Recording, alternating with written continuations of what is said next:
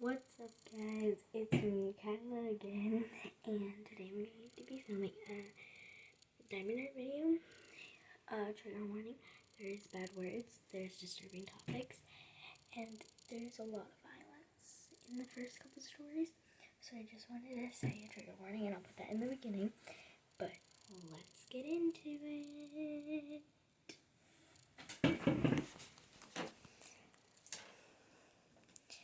So right here is a little setup.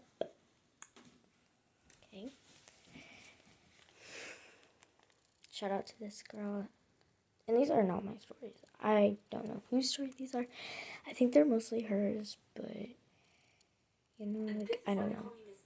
And this is also why you should never let your boyfriend have a girl best friend. But let's get right into it. So my boyfriend had this girl best friend who he was friends with for like 2 months before he met me. So yeah, not a very long time. Over the course of those 2 months, she had bought him $5,000 worth of stuff. That's a little too nice for a best friend for me. But my boyfriend told me to trust him and that they were best friends. Actually trying to talk to her and shit. Maybe me and her could even become friends. So me and her actually did hang out one day. It was me, her, and my boyfriend, and we were all drinking. My boyfriend passed out a little early, so it was only me and her awake. I was getting really tipsy, and I ended up throwing up all over myself. My boyfriend's girl best friend laid my head back on the sink and started washing my hair. And I was like, oh my gosh, what if I spill too soon about her? What if she's actually not that bad? And she was washing my hair so nice, I felt smooth as silk. A little too smooth as silky. Well, I woke up the next morning to notice that my boyfriend's best friend is gone. And when I went to the bathroom and looked in the mirror, I was completely bald. Part 2 of why they call me Miss Petty. So like I said, when I woke up, my boyfriend's best friend wasn't there. And when I looked in the mirror, I was completely bald. So I woke up my boyfriend and he's shocked. And he's like, what the fuck did you do? And I was like, what the fuck did I do? I know his best friend did. And I texted her number the messages were going through. And when I checked her social, I was blocked on everything. I mean, my boyfriend came hot and stuff. But we watched the Instagram story and there were so many pictures of me bald while I was asleep. At this point, I'm literally bald with my eyes out. My long, luscious hair was gone. I even called my mom. Mind you, we were all in college. So yeah, like I said, I was balding. I was honestly ready to give up on life right then and there. I was regretting even going to college. I'm just kidding. But those tears, they last so long, child. I was gonna get my sweetie day. So little old me made a sugar daddy page. Did some follow for follow so I could get some followers so it was legit. And I posted some pictures of an old man I found on Facebook. And I DM'd her and asked her if she wanted to be my sugar baby. And she said yes. This is where the fun begins. Like for part 3. This is part 3 of why they call me Miss Petty. So I made a fake sugar daddy page and DM'd my boyfriend's girl best friend and asked her if she wanted to be my sugar baby. And she said yes. You want to know why she said yes? Well. That $5,000 worth of stuff she bought for my boyfriend came in handy. A week had passed since she posted all those pictures of me bald while sleeping. Oh, by the way, she saw Nair in the bathroom and used that to wash my hair. Well, a week passed and over that week, I sold all the stuff she bought for my boyfriend. I actually ended up getting like $6K back. So basically, I told her I would pay her $1,000 a week in exchange for some sexy pics. And I sent her $700 right there so she thought it wasn't fake. Bitch didn't even know she was getting her money back. So I sent her $1,000 a week for 5 weeks in exchange for pictures. Well, once all the money ran out, it was time for revenge. I gathered up all the pictures that she sent me, made a fake page pretending to be her, and took the pictures of her parents, her job, her school, and to multiple girls' boyfriends on Instagram with the text, break up with your girlfriend because I'm bored, but shh, don't tell me. Like for part 4. This is part 4 of why they call me Miss Petty. So after I catfished my boyfriend's girl best friend and posted her nudes everywhere and sent them to a lot of girls' boyfriends, obviously she was getting so much backlash and everybody was posting about it and everybody was coming at her. So many people wanted to beat her ass. It was hilarious. She kept trying to say, no, it's not me behind the fake page, but nobody believed her. She had to go completely ghost on social media. Little did everybody know I was the mastermind behind the whole thing. She didn't show up to school for like a week or so, but then the day that she came back, I'm not exactly sure why she came back, but she got jumped by 5 girls. But not only did she get jumped, they threw her in the trash can. I almost felt bad until I remembered how long and luscious my hair used to be. Let this be a reminder to everybody to just stay in your lane. Eventually, she dropped out of that college, and I'm guessing she went to some other college, but everybody hated her there, so she had to move. Damn, karma really is a bitch, and so is your mama. Story time how 2 girls at my school were pregnant by the same guy. Let's get into it. So there was this one girl that went to my school. Let's call her Nami. Nami was the definition of problematic. She beat up everybody. Talked the most shit because she knew she could back it up. Yeah, my good sis Nami, she wasn't strong. She was strong. Another thing about her is that she was the plug for everything. She had chargers. She had food. She was the plug for everybody. There was this one really popular boy at her school. He was like the finest boy at her school. Now, mind you, Nami was not that like cute. But he started messing with Nami, and everybody knew that he was playing her. She swore up and down that everybody was just mad, that everybody was just a hater. He was a player and a heartbreaker, child. We knew what was up. But rumors started going around that Nami was pregnant, but she never confirmed it until she got word that that popular guy that she was messing with another girl. Well, rumors started going around that that girl was pregnant too. Nami was not having it. She took it upon herself to start going off on her Instagram story, started posting receipts. And I have some of these posts on my Instagram story, so make sure to go check it out. In one post, she confirmed that she was pregnant. She also said she was going to beat up that girl the next day. They had to call the ambulance. Y'all like for part two? Part two of how two girls at my school were pregnant by the same guy. Let's jump right into it. So like I said, Nami was going off on her Instagram story, confirmed that she was pregnant. I have some more of the receipts on my Instagram story, so make sure to go check it out. She said that she was going to beat up that other girl that her man was messing with the next day. The next day came, babes, it came. Baby, I was just walking in second period and I see Nami. Drop her shit and start swinging. She's going crazy. When I tell y'all this girl can fight, well, the other girl got beat up pretty bad and they had to call an ambulance. Multiple ambulances. And apparently that girl was pregnant, but she ended up losing her baby in the fight. Do have the video of this fight. I can't post it because I don't want Nami to come for me, but also because it's graphic because the other girl lost her baby during that fight. Things only got worse from there. But apparently this complete other girl was also pregnant by Nami's man, and Nami was not having it. Since Nami got expelled because she beat up that other girl so bad, she pulled up to this new girl's house. This is where things get insane. Like for part 3. Part 3 of how two girls in my school were pregnant by the same guy. So like I said, Nami got word that this other girl was pregnant by her boyfriend too. She pulled up to this girl's house and whooped her ass too. That girl didn't lose her baby, but turns out it wasn't even Nami's boyfriend's baby. It was somebody else's baby. Thankfully, that girl was okay. Everything was fine. Well, after that, Nami just like disappeared for a while. Everyone was confused. We were like, where the fuck is Nami? She talks shit every single day. People even got a hold of her friends, and her friends didn't know where she was at either. She wasn't posting on social media. Literally, nobody was in contact with her. She just went ghost. Well, eventually, apparently she had a fallout with her best friend, and her best friend felt that she was done dirty by Nami. So, she took it upon herself to start spilling some tea on her Instagram story. She let everybody know why Nami went ghost. She said Nami told all of her friends to keep this a secret. She wasn't going to keep it a secret no more because that ain't her friend no more. She said Nami was too embarrassed to come back to social media because she had gotten into a car crash and lost her baby. Story time about how my parents forced me to marry a 40-year-old man when I was 14, but most people from my country, it is called arranged marriage, and it happened to a lot of girls. My family was poor, but the guy I was marrying had a lot of money and promised to take care of me and my family. He also had a 6-year-old son, but he didn't like me. I had met him once before when my mother introduced him to us. She allowed me to stay with him alone. He was very touchy. He told me I was very beautiful and would spoil me because pretty girls like me deserve pretty things. After he left, I told my parents that I was scared to marry him and that I'll do more housework and I'll take care of my other little sisters. My father yelled at me and told me no. So the next week, I went throughout the whole wedding crying. My mom This might told be me a to long stop because I video, was messing up my makeup. but I'm trying to do it slow A enough couple months so later, he grew the very abusive. stories can go through it. This is part 2 of how my parents forced me to marry a 40-year-old man, and I was 14. So we got married, and a couple months into the relationship, he became abusive. Whenever my food tasted nasty or something wasn't clean right, he called me a lazy wife and told me I was no good and he should have married someone else. His 6-year-old son had no respect for me. The little boy scratched me, would yell at me, throw stuff at me, and my husband wouldn't do anything about it. I would tell him that I didn't like how his son was treating me, and he stood up and tells me to stay in my place and tells me I'm just a bad mother.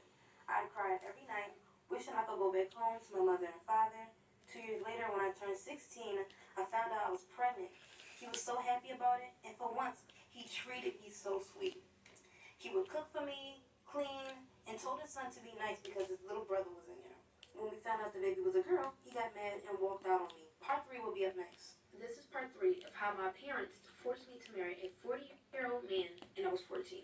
So my husband was excited that I was pregnant, but when he found out I was having a baby girl, he got very upset and walked out of the room. When we got home, he started treating me nasty again. He then started putting his hands on me. He was just very angry at me and never wanted to see his daughter.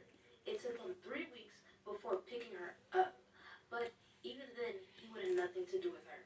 As years went on, I became quiet, and I wouldn't speak to him. I would just make sure our home was clean and the children were taken care of. He would just get upset with me that I wouldn't speak to him and accuse me of cheating. He claimed that I was sleeping with other men and that our daughter is probably not even his child. I never understood why because I was always home because he didn't allow me to go out. But I soon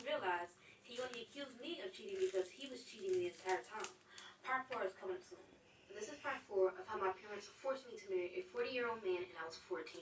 My husband would always accuse me of cheating, but I found out he only accused me because he was cheating on me the entire time. Ended up finding out because his son told me. And like I said earlier, his son never liked me in the first place. So when I had made him upset, he randomly said, "That's why my dad has a new woman." I was off about it, so I wanted to ask my husband about it, and he admitted to it. He was very blunt about it, and he told me it was because the lady tempted him. I believed him at the time, but as time grew on, I started becoming very insecure. I'd do whatever he wanted, but it was never good enough because he still kept stepping out of our marriage. On my 19th birthday is when I realized I had to figure out a way for me and my daughter to leave him. He didn't even say happy birthday to me, and that was my husband. I had no money, I didn't own anything, but I took a chance, so I packed whatever I could, and I planned for me and my daughter to run away while he went to work. This is part 5 of how my parents forced me to marry a 40-year-old man, and I was 14. So like I said before, I made a plan for me and my daughter to run away while he went to work. When he left, I packed the food, clothes, and took money that we saved up just in case something happened. I woke my daughter up out of her sleep and I told her we need to go. I woke the son up and I told him we were going to the store and that we would be right back. He went right back to sleep and I gathered our things and took me and my daughter to the train station. She asked where we were going and I told her we were going to see our other family. When we got on the Don't train, forget my to daughter stand went up to sleep, and I cried exercise. because of all the So I'm going to let you guys pain I was listen to the through with story my for a husband. second. I left and I wasn't able to say goodbye to my mother, father, or any of my younger sisters. I didn't want any of them to know because I knew they were going to try to send me back. And leaving was the best decision that I made of my life. It's now been 23 years and I found my now husband and we're living a better life. And I bless God for allowing me to. This is a story time about the time I dated the school shooter. This might be a long story, so please bear with me. Before you form any opinions on anyone in the story, please wait all the way until the end. Trust me, you're going to want to listen to this story time. There was this boy who went to my school and he was really shy and he got bullied a lot. He got bullied a lot because he was a lot more feminine than other guys. And I'm just the type of person that gives people the benefit of the doubt, so I went ahead and started talking to him more to see the type of person that he actually was. He didn't sit with anybody during lunch, so one day I went up to him and I sat down right next to him and I started talking to him. Immediately, I loved this boy. Everything about him. He was extremely sweet and considerate and understanding, and I knew that if other people took the time to get to know him, they would like him too. So we exchanged numbers and we started to FaceTime a lot. As we started to FaceTime more, I started to notice things that were a little off about him. Every single conversation that we had, he would always have to bring up about how much he hated this one boy in his tech class, and how he would shoot up the school just to get rid of him, like for part 2. This is part 2 about how I dated the school shooter. So let me backtrack a little bit for part 1. We exchanged numbers, we started to make plans to hang out outside of school, and we just started talking more outside of school, and eventually we started dating. He never really talked about this guy in his tech class until we started dating. Keep that in mind. For some reason, that guy in his tech class really bothered him. Like I said, he started talking about how he would shoot up the school just to get rid of this guy. At first I thought it was just a joke and he was just saying that, until he kept saying it. He started being so serious about it, and he started planning it out and exactly what he would do when he did it. That started to scare me, and so I decided that I was going to record one of these conversations, just in case. During that conversation, he said he planned to shoot up the school the next day. He said, in his exact words, "Fuck it, you know what? I'm just going to do it tomorrow." Then he tells me to not come to school the next day. That's when I know that he was actually being serious. Immediately after, I started writing up an email to the school, like for part 3. This is going to be part 3 of the time I dated the school shooter. So his exact plan was to use this new gun that his dad had just recently bought. His exact goal was to get rid of that guy in his tech class. And his tech class was in the beginning of the school day. So after I wrote that email to the school about his plan and inserted the recording that I secretly took of him admitting to it, I realized that I had sent that email at around 12:05 a.m. Most of the time, the teachers don't ever email you back unless the school day has already started. That morning, for some reason, everything in my gut was telling me I sent the email too late. They're not going to open it in time. They're not going to see it in time. My mom just thought that I was sick that day, so I told her that I was going to take a walk around the neighborhood. And I totally forgot to mention that he lived in my neighborhood. I told my mom I was going on a walk, but I was actually going to his house to tell his parents. By the time I got there, his mom told me that the dad is driving him to school. Told her his plan, let her listen to the recording. So she checked where the dad put the gun, and it was not there. She called the dad to tell him to check his bag. The dad said he had already dropped him off at school, and he was halfway home. His tech class was first period, like for part 4. This is going to be part 4 of the time I dated the school shooter. So let me do a little recap. So like I said, I ran to his house that morning to try to tell his parents his plan about shooting up the school, and I showed them the recording for proof. But I was only able to tell the mom his plan because the dad had already taken him to school. He checked where this new gun he was planning on using was supposed to be, and it wasn't there. Then when she called the dad to tell him to check their son's bag, the dad said, 1, touched it since he put it away, and 2, he had already dropped him off at school and he was halfway home. I didn't even tell my mama where I was going. I hopped in the car with my boyfriend's mom and we zoomed. The dad had taken a U-turn and he was speeding towards the school too. At this point, first period was about to start in 5 minutes. It was us against time. We were passing cars, running red lights. We got to the school, the mom barely parked the car. The dad was already in there, I'm pretty sure. But as we were running inside, the dad was coming out with my boyfriend. This is what happened after lecture part 5. This is going to be part 5 about the time I dated the school shooter. Like I said, my boyfriend's parents and I sped to the school and got there in time to stop him from carrying out his plan of shooting the school. I'm guessing the dad told him that there was like an emergency dentist appointment or something. Once they got in the car, the dad made my boyfriend open his bag, and there was the gun. Child, the way my heart. You hear that? That's how fast my heart was beating at the time. It was so hard to believe that he actually brought that gun to school, that he was actually going to carry out that plan. But from what I've seen, he was just so sweet and just does not seem like that type of guy at all. Mind you, his family was a very respected family in our neighborhood. They were super sweet, everybody loved them, they just knew that the son was antisocial. After all this happened, I did not tell anybody about this. Like, I'm a real bitch. I did not tell my best friends, I didn't tell my parents, I didn't tell nobody. Some time had passed and I hadn't talked to him. He wasn't coming to school and I was actually blocked on all socials. Even his parents blocked me. Went to his house multiple times, knocked on the door, nobody answered. Eventually someone told me that they moved, but I still had some unfinished business, like for part 6. So this is gonna be me finishing the unfinished business. Like I said, him and his family moved. They didn't tell anybody anything. They just packed their stuff and they left. Everyone in the neighborhood was so confused. But I kept my mouth shut. Like I said, I'm a real bitch. I needed to find the answers as to why. Why did he want to get rid of that tech guy so bad? Well. So I went to tech first period just to see who was all in the classroom. I didn't actually go in the classroom, I was just standing outside the classroom. Based on where my ex was saying that he sat in the room, I figured out who the tech guy was. As soon as the bell rang for first period to be over, I ran to that tech class. I stopped at that guy that my boyfriend was talking about. I told him everything. And that is when he admitted to me that one day, now, mind you, this boy is a senior, my ex was a sophomore. They hooked up, but my ex was ashamed of what he did, so he threatened to say that he was taken advantage of. That boy said, well, I'm going to tell people the truth then if you're going to do that. So basically, my ex was embarrassed of his sexuality. Just after we started dating, he started to get super ashamed of what he did. And that's why he decided to shoot up the school.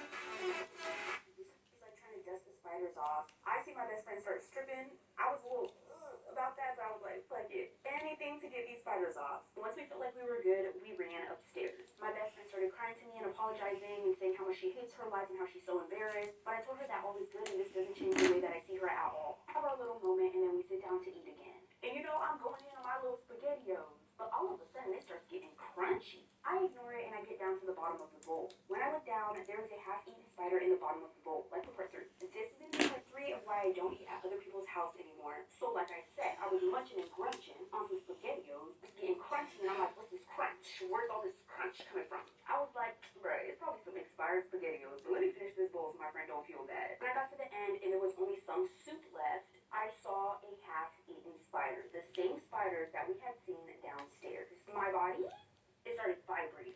I was shaking. I seized out. I think I passed out. This was not a good situation. I did have a phobia of spiders. I told my best friend, listen, babes, I love you. You know I love you. But this cannot go on no longer. I'm going to have to go home. I felt like such a terrible friend, but I did call my mom. And she came to get me and she took me home. I told her what happened and she was upset with my friend's grandma. From then on, we only had sleepovers at my house. And ever since my family found out about her living situation, we would go over there sometimes to help them clean. We would bring food and games. I'm grown now, but me and this girl ended up falling out because of some drama. This story time is how I caught my boyfriend cheating on me with his sister. It was his stepsister, aka they weren't related, but they still grew up together, which was still weird. So me and my boyfriend. Okay, so I think this video is going to be too long if I continue it. It's already almost 20 minutes long. So, and I only got this much done.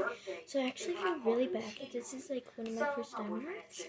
So, I'll post another video later.